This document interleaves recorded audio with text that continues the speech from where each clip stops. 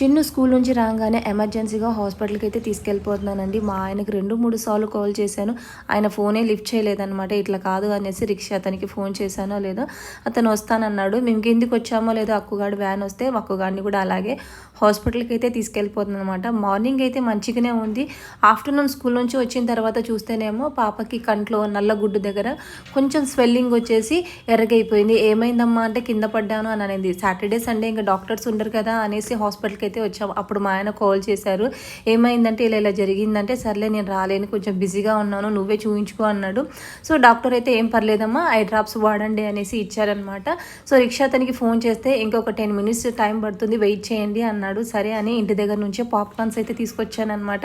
పిల్లలు తింటూ ఉండగానే అతను వచ్చేసరికి ఇంకా రిక్షాలో అయితే ఇంటికి వెళ్ళాము. పిల్లలు స్కూల్ నుంచి రాగా వాళ్ళ చెవులు ముక్కులో నుంచి కొంచెం చెక్ చేయండి, ఎందుకంటే పిల్లలు ఏదో ఒకటి దూరించుకుంటారు.